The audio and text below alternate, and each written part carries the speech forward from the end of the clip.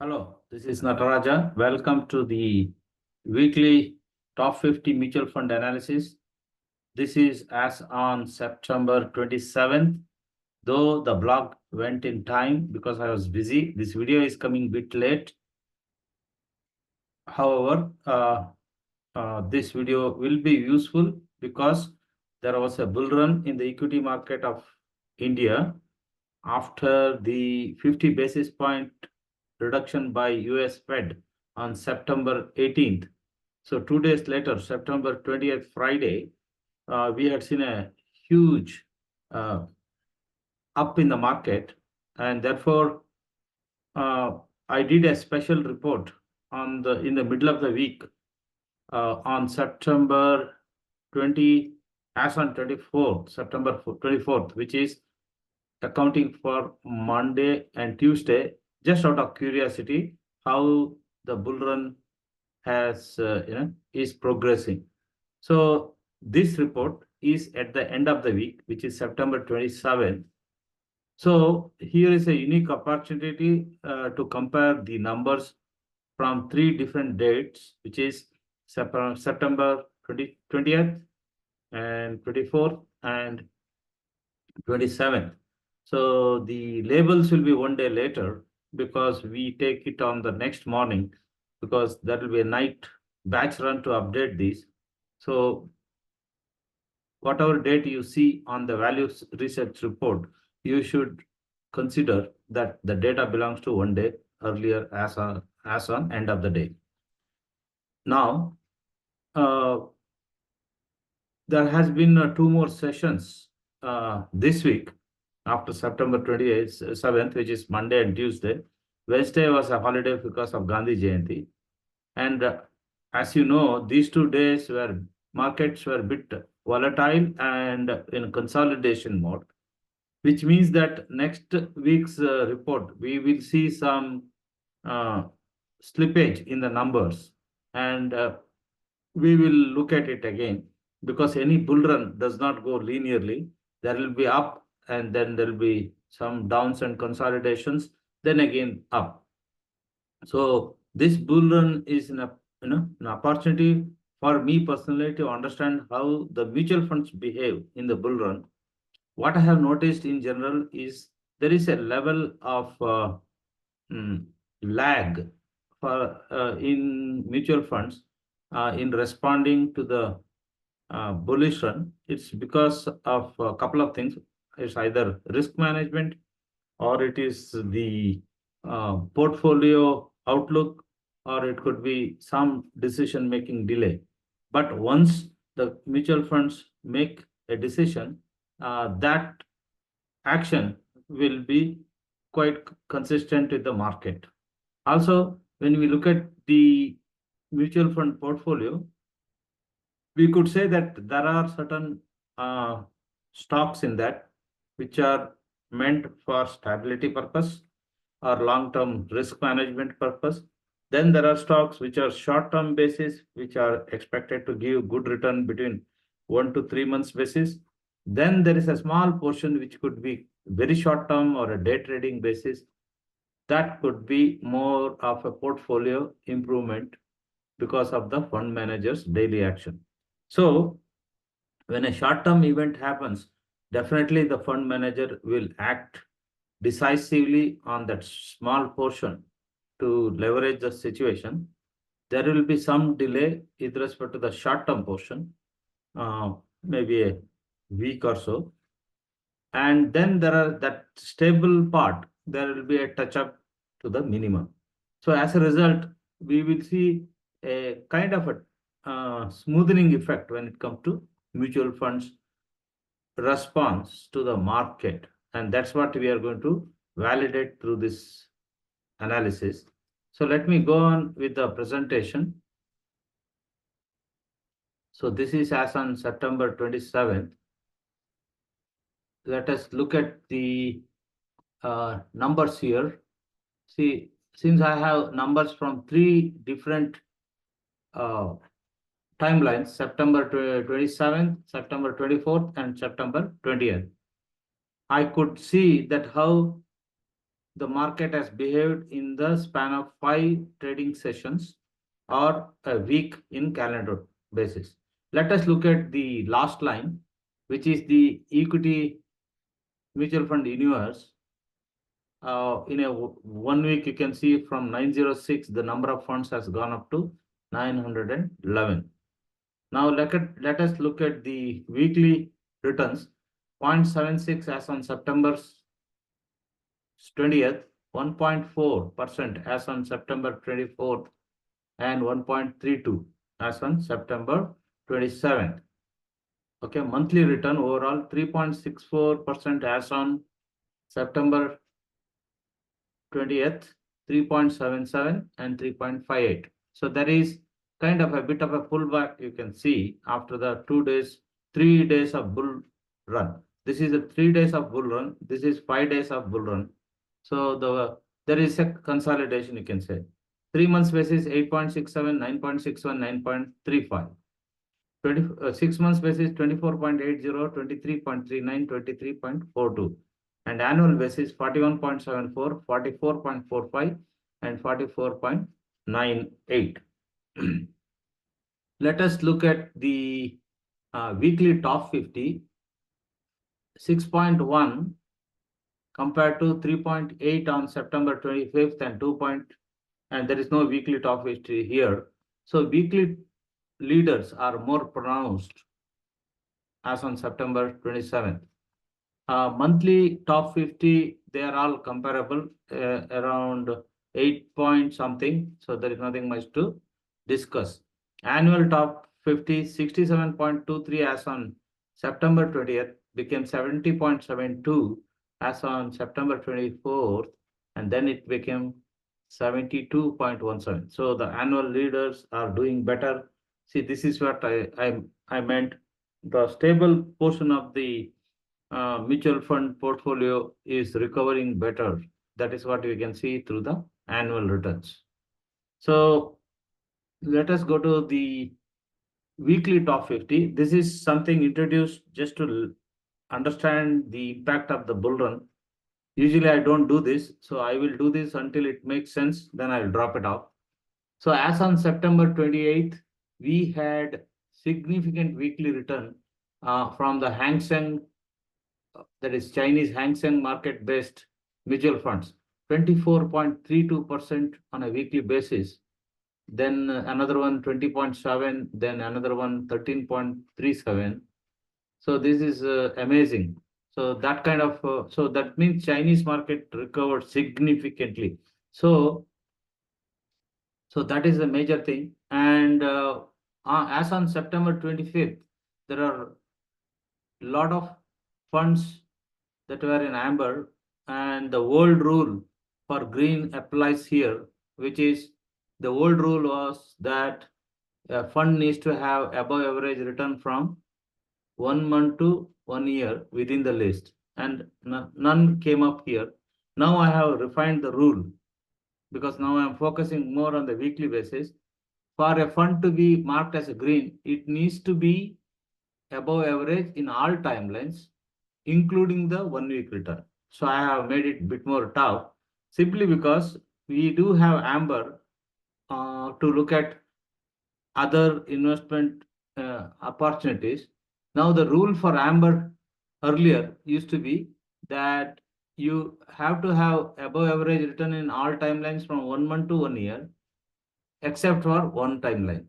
Now here what we have done is we have maintained the same rule, but we have brought a relaxation because we included the 1 week also. The relaxation is that between 1 week and 1 month return, it is enough to have one of the timelines to be above average. Then combined, it should have above average in all timelines except for one. Okay, so to illustrate this distinction, I don't have any good sample here. So when I get it, I will explain that. So if any fund has either above average either in 1 week or 1 month, then two together will be combined as above average. So that is the consideration here. So other than the Chinese market-based funds, the only one that made it to amber is ICICI Prudential Nifty Metal ETF. So you will see it still amber because a mutual fund needs to have more data beyond 1 month to be considered for green. So though it's 1 week return and 1 month return, both are above average, it is still marked amber. So personally, I will consider this and Hang Seng based ETFs for short-term investments only because the market is quite volatile and this is 1 week based response. So you can use this analysis only for short-term investments. So keep that in mind. So I will not discuss the details as on September 25th because latest one is more relevant. Let us look at this. What kind of ETFs are here in the weekly leaders in general? You could see that energy related ones are there. Then enhanced value ETFs are there. Asian equity funds, emerging market ETFs, auto ETFs. Okay, Japan, Taiwan ETFs. Nifty 200 Momentum 30 ETFs are there. So PSU equity funds are also making it here. Therefore, uh, there is a churn out in terms of leadership because of this bull run. So mind that. So your traditional investments may be automatically in hold and your new investments need to leverage this new data. I have also introduced a weekly bottom 50 similar to monthly bottom 50 only to appreciate the bearish reversal. That is, the funds that have been doing well, are they slowing down to the extent that new investments in that may not be recommended. So even as a SIP, because personally I feel SIP is more worthy when you invest more at the end of a correction. So, and investing during the correction, while it might average things out, but it will remove the higher performance possibilities. So, SIP, I have modified the concept of SIP is not passively investing on a regular interval, rather invest more when the correction is ended. So now it is a beginning of the bull run, and it is noteworthy to know which ones are need to take a pause in terms of investment. That is the analysis here. Like we do monthly, where bottom 50, I have attempted weekly bottom 50.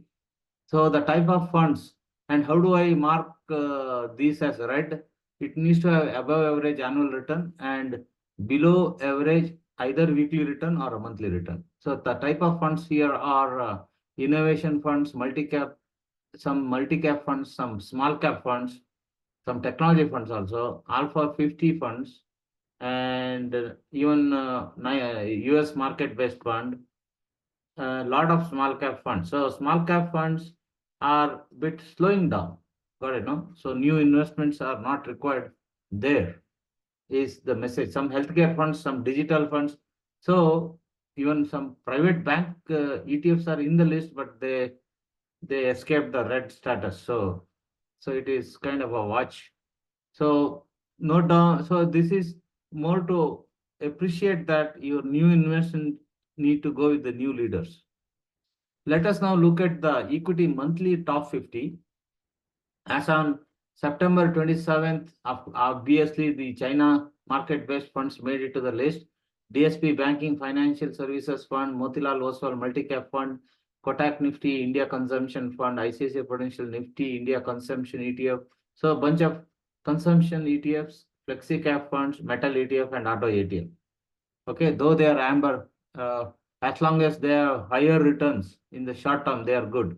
So all these consumption funds have a good monthly return, though they are slowing down on the weekly basis. The one within the amber showing better weekly return is ICICI Prudential Nifty Metal ETF and ICICI Prudential Nifty Auto ETF. Keep that in mind. So the rule for green change, therefore, we don't see much green in the latest one, whereas couple of days back, there are many in the green. Now let us look at the monthly bottom 50. As as on September 27th, the type of funds, see the defense funds are there, including the HDFC Defense Fund, uh, PSU Bank ETFs are there, CPSC ETF is there, flexi cap funds are there, quant fund is there, then small cap funds are also there. Okay, so the defense funds are still uh, kind of not underperforming. So new investment, it is not tech time is the message here. Now annual top 50, as on September 27th, some have made it to the green. These are the Nifty next 50 ETFs. They're all above 70. So Nifty next 50 are there as annual leader. Bandhan Small Cap Fund now he has moved to hold status. And within the amber, let us look at which one have a good weekly return. CPSE ETF has shown a good return, though it was in the monthly list slowed down. Now there is a hope on CPSE ETF to be investment worthy. So that is the divergence there. Then who else within the amber? Next 50 index funds are showing good weekly returns. Auto ETFs are showing good ETF returns. And even what else? Okay, that's all. Okay, so that is what we need to keep it in mind here. The the next one is annual bottom 50. This is to appreciate bullish reversal, if any. So looking at the latest data, it is global electronic and autonomous vehicles ETF. Of course, Chinese equities based DSP World Mining Fund because of the metals recovery. Then what else? Asian funds, emerging market funds, which is not surprising here. Certain bank ETFs are still stuck here. They did show the signs on as on September 24th, some kind of a recovery, but now they have lost the steam. So keep that in mind. Now we are moving to hybrid funds. Again, there is a comparison across 3 dates. So let us look at the overall averages. Hybrid funds, weekly returns 0.51, 0.79, 0.54. So again, tapering there. 2.27 monthly return, 2.29 and 2.1. Again, latest one is tapering. 3 months 5.41, 5.84, 5.47, 6 months 13.57, 13.06, 12.89, and annual return 22.74, 23.86, 23.98. When it comes to hybrid funds, it's much longer term and much stable return. So we see a consistent improvement in the annual return. And top 50 based on 1 week return we already discussed. So there is nothing much to talk about here. Hybrid funds are improving gradually. Hybrid weekly top 50, just to see whether there is any weekly standout within the hybrid funds. Only this time I did it. And weekly highest return is 1.75. And Baroda BNP, excuse me. Baroda BNP Paribas Multi-Asset Fund, Nippon India Multi-Asset Allocation Fund, Axis Retirement Savings Fund, ICICI Prudential Equity and Debt Fund, Axis Retirement Savings Fund, Dynamic Plan, Edelweiss Aggressive Hybrid Fund. All this made it to the green with the new rule, which is above average return needs to be there in all timelines, including one week. So that they are quite impressive is what I would say. I did take a hybrid monthly top 50 for both timelines, 24th September and 27th September. And the rule became much strict this time, I guess, compared to last week. Still, yeah, that is right. So let us focus on as on this week, the monthly top 50, the ones that made green with above average return in all timelines from 1 week to 1 year are Baroda BNP Paribas Multi-Asset Fund, Bandhan Hybrid Equity Fund, Access Ret- uh, Retirement Savings Fund, Dynamic Plan, Access Retirement Savings Fund, Aggressive Plan, Edelweiss Aggressive Hybrid Fund. So let's end with that. Then hybrid annual top 50, I have only for this weekend. The ones that made green by having above average in all timelines are Axis Retirement Savings Fund, Dynamic Plan, Axis Retirement Savings Fund, Aggressive Plan, Edelweiss Aggressive Hybrid Fund, and UTA Aggressive Hybrid Fund. So among these, the highest return was 46%. The top three, which are highest in annual return, did not make it to any color because of inconsistency of performance. Quant Dynamic Asset Allocation Fund, Quant Multi-Asset Fund, JM Aggressive Hybrid Fund. For the first time, we are seeing that JM Aggressive Fund is slowing down, not only on a weekly basis, on a monthly basis, and 3 months basis. So that is something noteworthy. Now we are moving to debt funds. Again, I have debt fund summary for three timelines as on 27th, 24th, and 20th. Let us look at weekly returns 0.22, 0.2, 0.19. Weekly return is slowing down. Yeah, because interest rate reducing. 0.83, 0.85, 0.87 monthly return. This is because the bond value has increased, so there is a better return. 2.3938 and 2.46 improvement for 3 months. 4.46, 4.5, 4.58 almost same. 48 same. 8.36, 8.38, 8.47 same. So there is a divergence between weekly return and monthly return. That's the only noteworthy here. I did top 50 debt funds both for both timelines. Please note that when it comes to hybrid and debt funds, those who make to top 50 are only the aggressive type of funds. So you don't get any insight, therefore, for the other type of funds, which are either balanced or conservative types.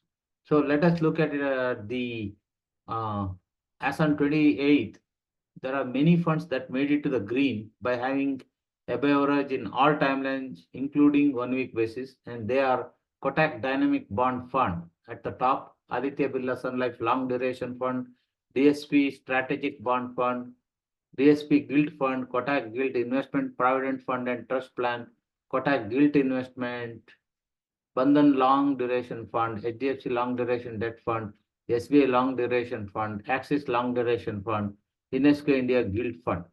So the 1 year return, the top one showed 11.62, though it's a monthly top 50 with 1.75 return for the month, but 11.62 for the year. Within the greens, the top annual return is around 12.85%.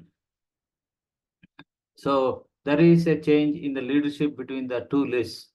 Okay, so let me not discuss the earlier one. Now we are coming to the commodities one. Commodities funds are quite bullish. On a weekly basis, if you notice, from September 20th, it was 2.19, then slowed down to 1.45, back to 2.22. 1 month return 3.37, improved to 4.54, further improved to 5.41. Then annual return 22.84, improved to 22.97, improved to whopping 27.47. So commodity funds may be investment worthy short term. This is primarily because of the war situation in the Middle East, and that volatility may influence commodities also. So we need to watch and see. Now I am comparing the monthly leaders of commodities. There are only 53 funds, so I have included all of them. So there are two that became green. Okay, I might have made a small mistake here.